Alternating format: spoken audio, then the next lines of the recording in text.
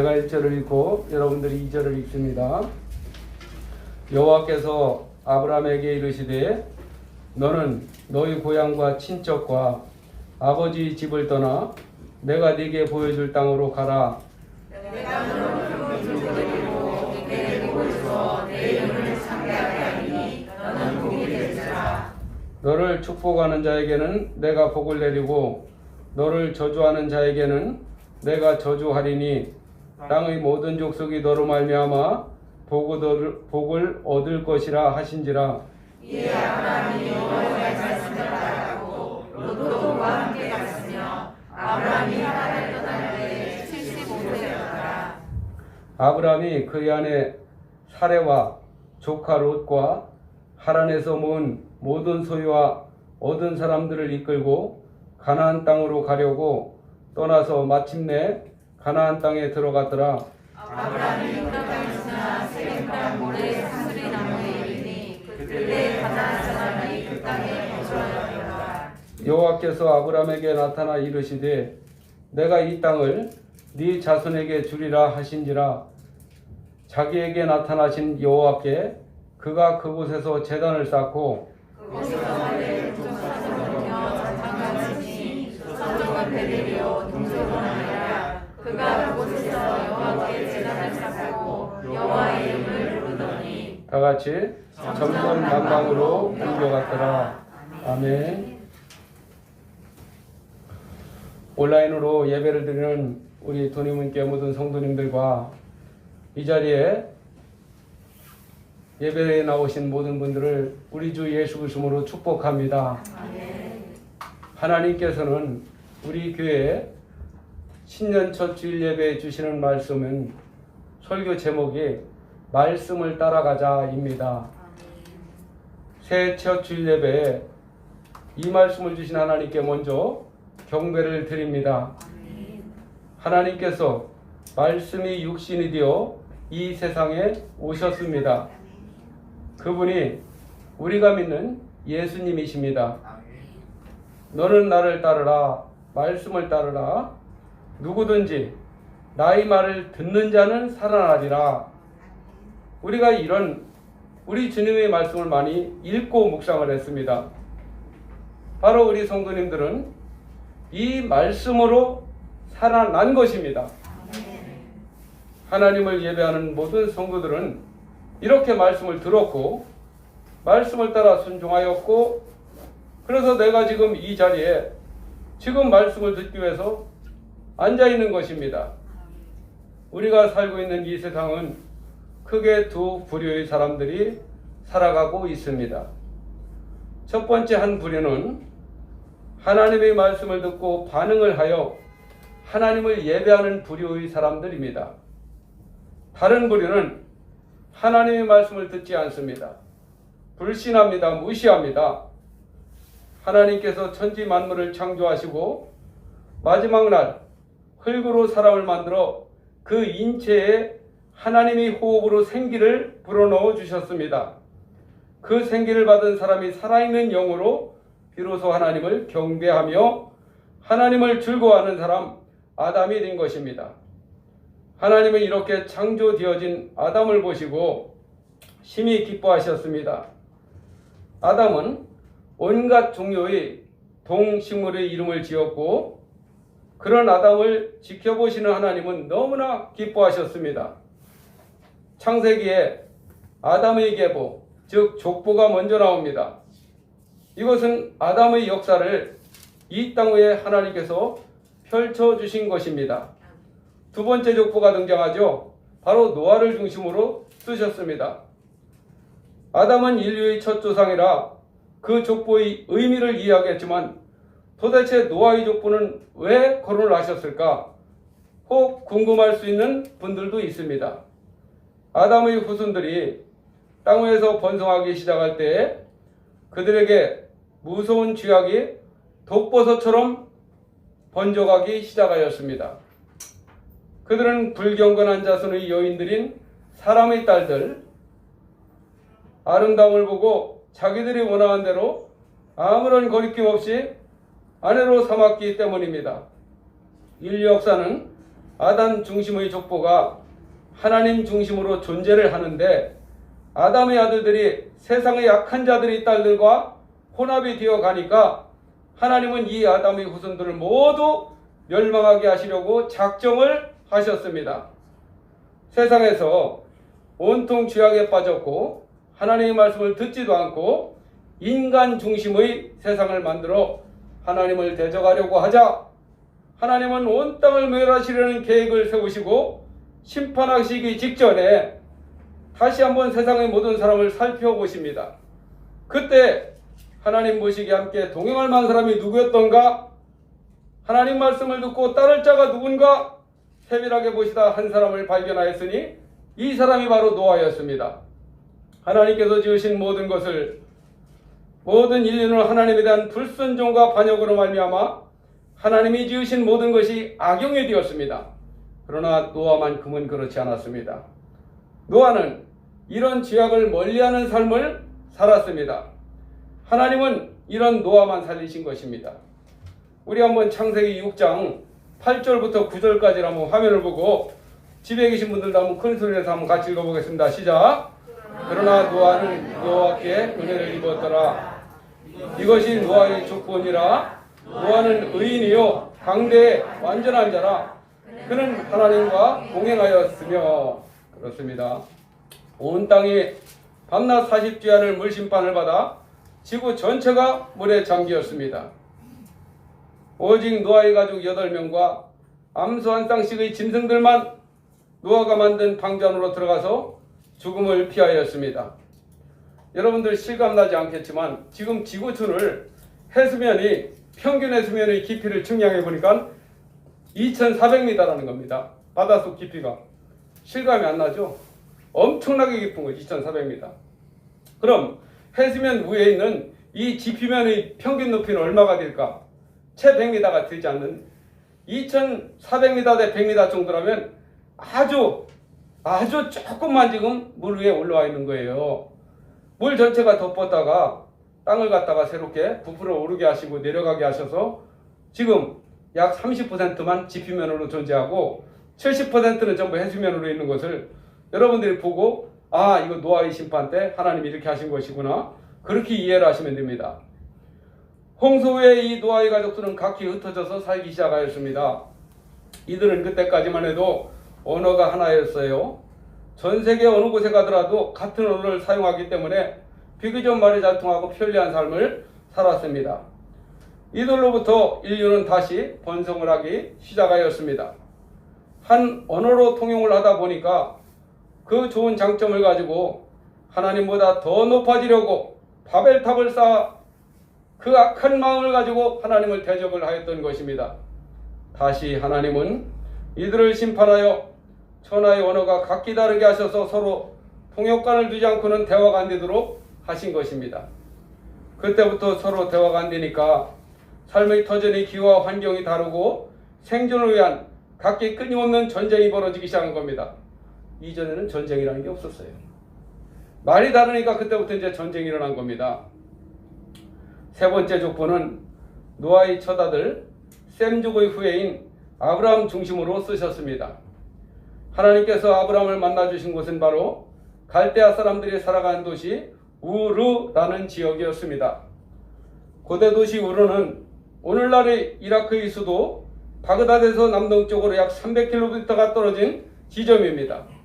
유프라테스 강의 원래의 물줄기가 굽이쳐 흐르는 지점에 위치하고 있습니다. 고대 역사가들에 의해서 1922년부터 1934년까지 12년간 발굴을 한번 해보니까 아브라함이 살아가던 당시는 주전 2113년부터 2095년까지의 그 모습을 그대로 재현을 했습니다. 이 도시 통치자는 우르의 왕 또는 수메르와 아카드의 왕이라는 칭호를 가지고 왕정시대를 그곳에서 실제 사용이 되었습니다. 이 도시는 매우 평화로운 시기를 당시에 보내고 있었습니다. 이 도시가 존재한 이후로 가장 최고의 전성기를 누리고 있을 때가 바로 아브라함이 여기에 살고 있을 때였다는 것입니다. 이 도시의 평면들을 살펴보니까 신전의 중앙에는 달의 신이라고 하는 난나라고 하는 큰 신전이 있었어요. 그리고 여기에 받쳐지는 우르나무의 지구라트가 위치하고 있었는데 바로 아브라함의 아버지 데라가 이 우상을 만드는 사람들이고 거기서 살고 있었다는 것이 발굴을 한 결과 전부 입증이 됐습니다. 이게 지금 무슨 말입니까? 아브라함은 우상을 만드는 사람이에요.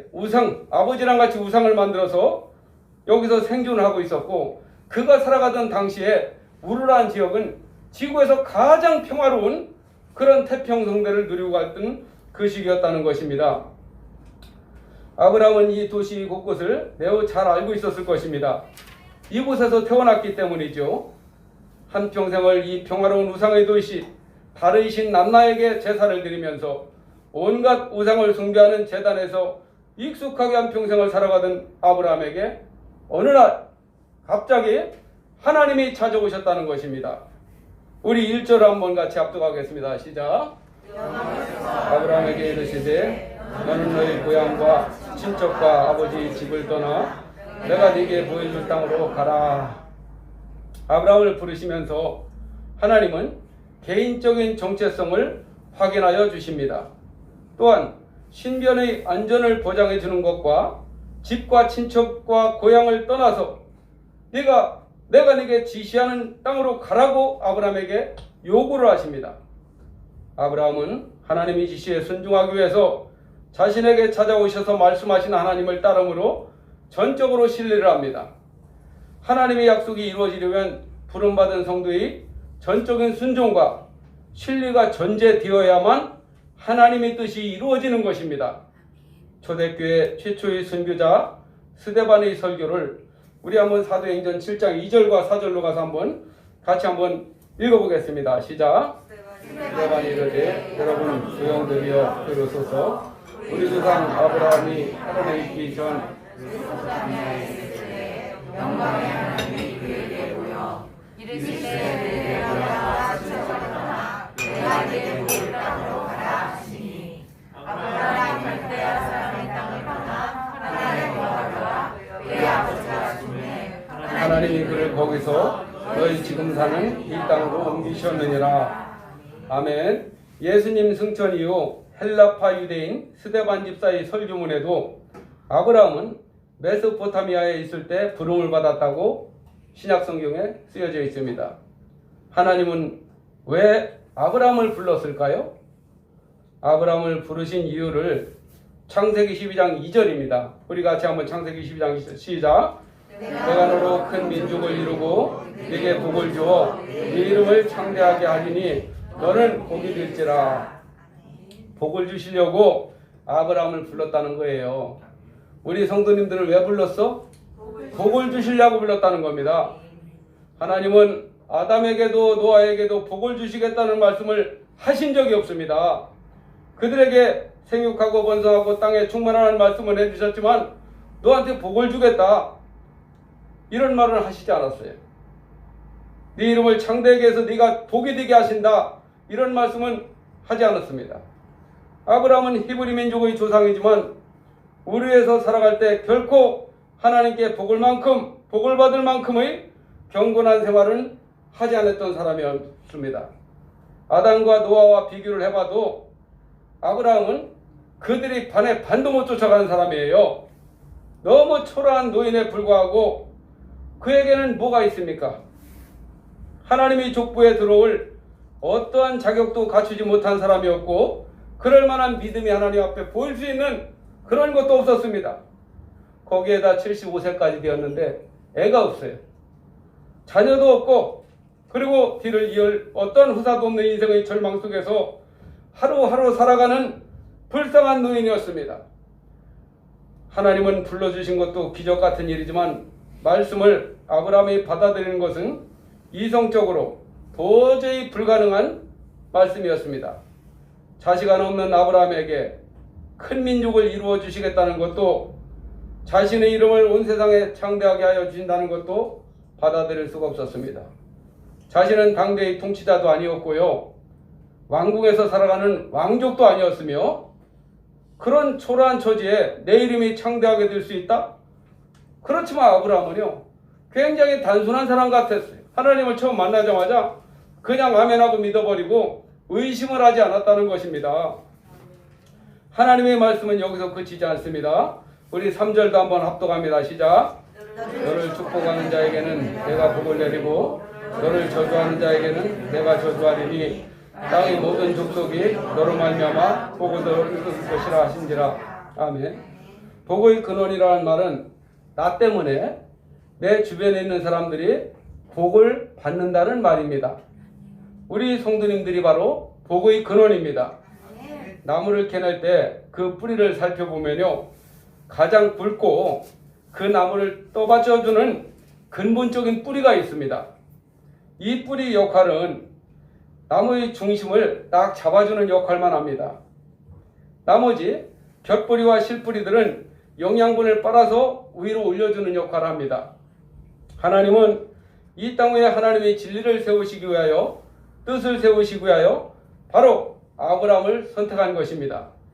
그의 됨됨이를 보신 것이야 우리는 하나님이 아니니까 알지 못합니다. 성경 말씀을 볼 때에 별로 아브라함은 거룩하지도 경건하지도 특별하지도 않은 그런 평범한 노인에 불과한 사람이었습니다. 이 말씀을 들은 아브라함은 즉각 순종하며 말씀을 그의 삶 속에 순종하며 실천을 하고 있어요. 어떻게 실천했나? 아브라함은 한번 4절 말씀 시작. 이 아브라함이 여호와의 말씀을 따라갔고 롯도 그와 함께 갔으며 아브라함이 하란을 떠날 때 75세였더라. 아멘. 아브라함은 여호와의 말씀을 따라갔습니다. 고향의 친척과 아버지의 집을 떠나 하나님께서 보여주실 땅으로 가라는 말씀을 따른 것입니다. 어떠한 이의를 제기하지 않고 즉시 하나님의 지시에 순종한 것입니다. 조카 롯이 함께 따라간 것은 아마도 아브라함의 아버지 데라가 조카를 데리고 한 가족처럼 한 집에서 살아간 것 같습니다. 그러니까 데라가 죽고 나서 롯은 아브라함과 자연스럽게 같이 떠나가게 된 것입니다. 아브라함이 고향을 떠날 때의 나이는 다른 지역으로 이사가기에는 적지 않은 나이였습니다. 하나님의 말씀을 따른 데는 나이가 아무런 관계도 없다는 것을 말씀하는 겁니다. 우리 교회에서 고향 땅을 떠나는 아브라함보다 더 나이가 많은 성도는 여기에 단 한 명도 없습니다. 내 나이가 어떻고 저떻고 하는 말은 절대로 하지 마시기 바랍니다. 하나님의 말씀을 순종하는 것은 나이도 환경도 여건도 아무런 관계가 없다는 것입니다. 주변의 이웃들에게 전도하면서 가장 흔하게 듣는 말 가운데 하나가 여보 내 나이가 지금 몇인데 나를 지금 예수 믿으라고 하느냐고, 내 살던 대로 살다가 그냥 죽을 테니까 당신 그런 얘기 하지 말고 당신 좋은 데로 가서 하라고, 이런 얘기를 많이 들을 수가 있어요. 그만큼 인간의 세상 속에 지배적으로 자기 나이에 대한 그런 도저히 자기 삶의 근본을 바꾸기 싫어하는 그런 게 누구나 다 있더라고요. 하나님께서 아브라함을 75세 노인을 불러주신 것이 바로 인간의 그런 편견과 자기 자식만의 어떤 아집을 깨트려서 순종시키게 하신 하나님을 보게 됩니다. 여러분도 지금 이 시간부터는 그런 얘기 하지 마세요. 우리 교회에서 지금 노인 교통수당 받는 분은 제가 알기로는 3분밖에 없습니다. 그래도 하나님 볼 때는 아브라함보다 더 어린 아이들이거든요. 항상 여러분들은 열린 마음을 가지고 하나님 앞에서는 아이들같이 이렇게 순종하시기 바랍니다. 걱정하지 마시고 지금이 바로 믿어야 될 때입니다. 어르신, 왜 그런 걱정을 하세요? 나이는 아무 문제가 안 돼요. 지금이 바로 예수 그리스도를 믿고 당신의 영혼이 구원받을 때가 아니겠어요? 이렇게 말씀을 해주시기 바랍니다. 하나님은 사람의 나이를 한 번도 제한하지 않으셨습니다. 아무리 노인이라고 해도 기회를 주셨습니다. 어떠한 환경이라도 선택할 수 있는 자유를 주셨습니다. 불순종하여 등을 돌리면 멸망으로 내려가는 것이죠. 우리 5절 말씀 같이 합독합니다. 시작. 아브라함이 그의 아내 사레와 조카 롯과 하란에서 모은 모든 수야 모든 사람들을 이끌고 가나안 땅으로 가려고 떠나서 마침내 가나안 땅에 들어갔더라. 아멘. 아브라함은 자신의 권위 아래 많은 사람을 거느리고 살았던 사람입니다. 목축업을 하였기에 그 많은 사람들을 거느리고 있는 대부분의 사람들이 전부 목자들이었어요. 아브라함의 가축을 돌보는 그런 일꾼들이었습니다. 그 많은 사람들과 함께 가나안 땅에 도착을 했습니다. 한번 아브라함 일행이 가는 그 걸음을 한번 상상을 해보세요. 갈대우리에서 금장색, 은장색으로 우상을 만들면서 당시에는 우리나라도 예전에 그랬어요. 집안에 가면 우시장이라는 것이 있었습니다. 이 소라든가 가축은 그 집안의 재산 목록 1호예요. 현금으로 보관하지 않고 소 한 마리 갖다 내다 팔아서 집안에 큰 돈이 있을 수 필요하면 그 돈을 가지고 해결하는 거죠. 아브라함에게 있어서 이런 모든 짐승은 그런 재산 수단이었습니다. 그 몽땅 재산을 가지고 목자들을 데리고 가나안 땅으로 입성하는 아브라함. 여러분들 요즘 이사 갈 때 간단하게 포장이사 하면서 A에서 B 지역으로 가는 것은 쉬운 일입니다. 그런데 이 고대 시대에 모든 터전을 다 포기하고 가나안이 무엇인지 알지도 못하는 사람이 정보도 전혀 없는데 많은 짐승떼를 데리고 목자들하고 간다는 거 상상해 봤어요? 쉬운 문제 아닙니다. 도저히 쉬운 문제가 아니죠. 드디어 아브라함이 우리 6절을 같이 한번 읽어보겠습니다. 시작. 아브라함이 그 땅을 지나 세겜 땅 모래 상수리나무에 이르니 그때 가나안 사람이 그 땅에 거주하였더라. 아브라함의 행로를 보면요, 가장 처음으로 지금의 이라크 지역 우리에서 출발을 해서 유프라테스 강을 따라가지고 바벨론으로 들어가서 마리를 거쳐서 하란에 이르는데 여기에 와서 아버지 데라는 그만 병들어 죽게 됩니다. 하란에서 아버지 데라는 죽고 아브라함은 시리아 북쪽에 있는 하란에서 다시 출발해가지고 알레포라는 지역을 거쳐서 다메섹까지 남쪽으로 계속 이동을 해서 세겜이라는 지역에 도착을 하게 되는 겁니다. 가나안 지역의 지명들 가운데 가장 처음으로 언급되는 장소가 바로 세겜이라는 장소입니다. 이 지역이 지금은 뭐라고 부르냐면 발라타라고 이름을 줘서 부르고 있습니다. 지금 고대 도시 세겜은 거의 다 발굴 작업이 다 끝났습니다. 저도 코로나가 끝나면 이 세겜을 꼭 한번 가보고 싶어요. 발라타에 가서 전부 다 한번 구경을 하고 싶습니다. 이 도시는 주전 1900년부터 많은 사람들이 살기 시작했습니다. 족장시대의 이 지역은 매우 중요한 지역이었습니다. 아브라함은 이 도시 지역을 피하여 변두리 외곽 지역에서 살아갔습니다. 왜요? 모래 상수리 나무는 반유목민적인 생활하던 아브라함에게 목초지에서 흔히 볼 수 있는 나무가 모래 상수리 나무예요. 이 나뭇잎을 염소나 양들이 참 좋아합니다. 아브라함은 도시로부터 멀찌감치 떨어진 이곳에 장막을 쳤던 것입니다. 그때 가나안 사람이 그 땅에 거주하였다는 것은 다른 사람들이 이미 가나안 땅에 살고 있었다는 것을 우리에게 알려주고 있습니다. 이 말씀은 가나안 족속들을 이 지역에서 쫓아낸 다음에 추가로 기록이 된 것 같습니다. 우리 7절 말씀 같이 합독합니다. 여호와께서 아브라함에게 나타나 이르시되 내가 이 땅을 네 자손에게 주리라 하신지라. 자기에게 나타나신 여호와께 그가 그곳에서 제단을 쌓고, 하나님은 이 가나안 땅을 아브라함에게 아브라함의 후손들인 유대인들에게 줄 것이라는 약속을 하여 주셨습니다. 가나안 땅에 터전을 잡은 아브라함의 후손들은 훗날에 흉년을 피해서 이집트로 피난하여 살아가다가 이집트에서 그만 포로 생활을 하게 됩니다. 그리고 주전 1240년에 모세의 영도 아래 다시 애굽에서 나와서 가나안 땅으로 두 번째로 또 들어가게 됩니다. 그리고 AD 70년에 로마의 티투스 장군에 의해서 예루살렘 성이 함락이 되고 유대인들이 천하만국으로 흩어집니다. 이렇게 2000년간 전 세계에 떠돌던 유대인들이 1948년 5월 14일 금요일 날 팔레스타인 땅 즉 가나안 땅에서 하티크바라는 애국가를 부른 다음에 벤 구리온이라는 사람이 쓴 독립원장을 읽고 전 세계 이스라엘이라 불리는 국가를 선언하게 됩니다. 이 갈등은 지난 70년 동안 유엔에서 결론을 내리지 못하고 분쟁 지역으로 있다가 끊임없는 불씨가 되었습니다. 그런데 2018년 미국의 도널드 트럼프 대통령이 전 세계에 팔레스타인 즉 가나안 땅은 이스라엘의 합법적인 지배 안에 이스라엘의 고유영토라고 인정을 함으로써 그 뒤로는 더 이상 논란의 종지부가 거의 사라져가는 듯합니다.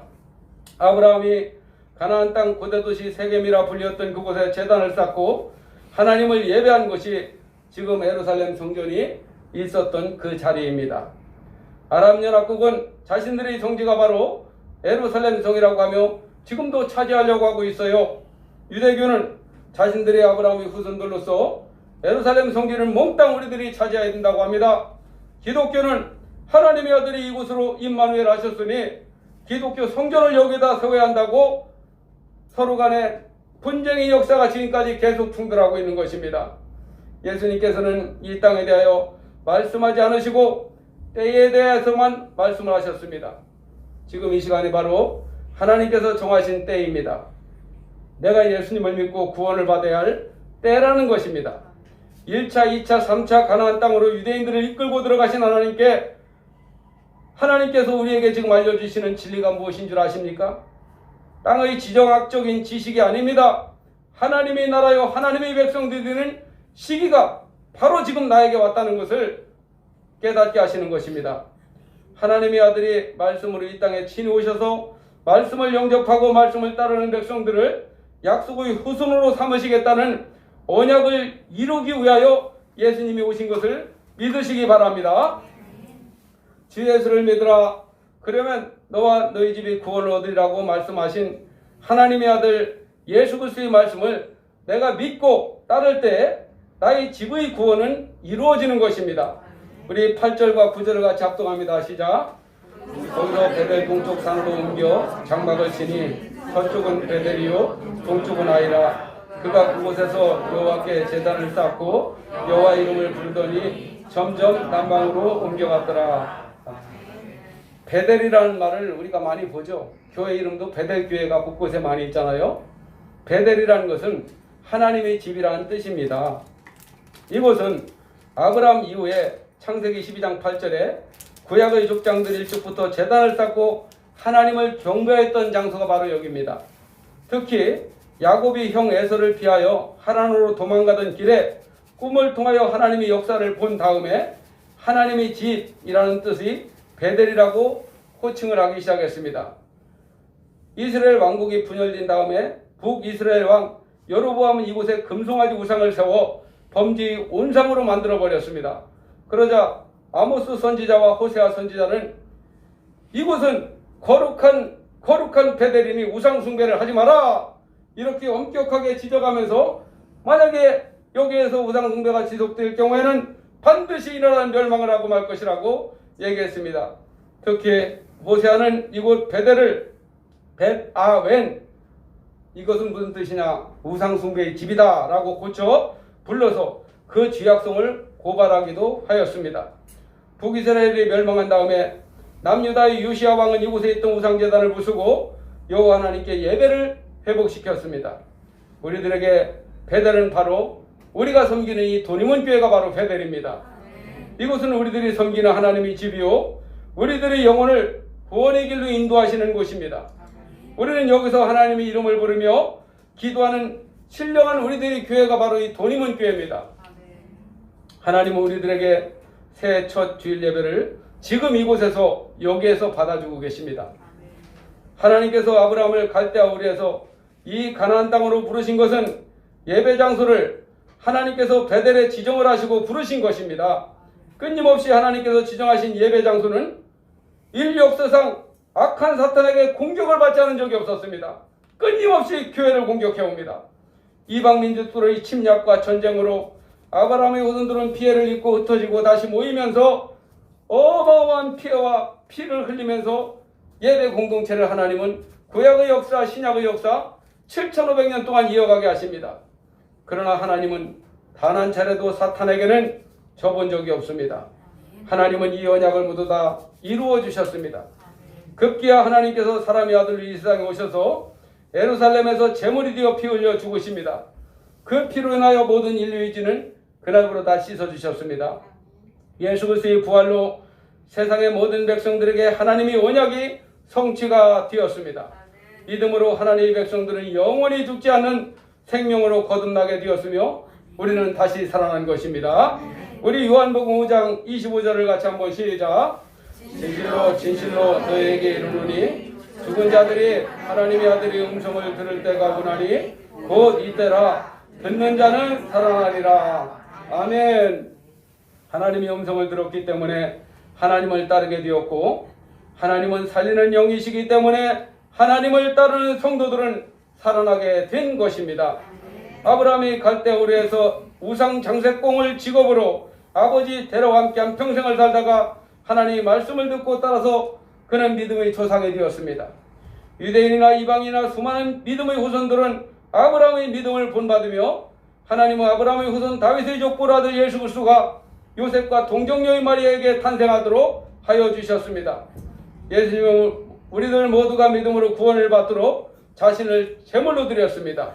고린도후서 1장 9절에 우리는 우리 자신이 사형 선고를 받은 줄 알았으니 이는 우리로 자기를 의지하지 말고 오직 죽은 자를 다시 살리시는 하나님만 의지하게 하심이라. 금년 2021년 한 해 첫 주일부터 마지막 주일까지 항상 우리 돈의문교회 모든 성도들은 하나님만 의지하시기 바랍니다. 자기 자신을 의지하는 것은 아직 육체적 정욕의 그 상태를 벗어나지 못한 것입니다. 하나님의 말씀을 따라서 오늘부터 우리는 출발을 하였습니다. 중간에 멈춰서도 안 되고 뒤로 돌아가서도 안 되고 다른 길로 이탈되어서도 안 됩니다. 나를 부르신 하나님의 말씀을 따라서 승리하는 한 해가 되시기를 예수 그리스도로 축원합니다. 우리 같이 한번 3, 4분 우리 주님 한번 부르고 안주에 맞춰서 우리 같이 신년 첫 주일 예배 들었던 말씀을 기억하며 같이 기도합니다. 주여 아버지 하나님, 우리들의 믿음을 지켜주시옵소서. 믿음의 조상 아브라함을 본받게 하여 주시옵소서.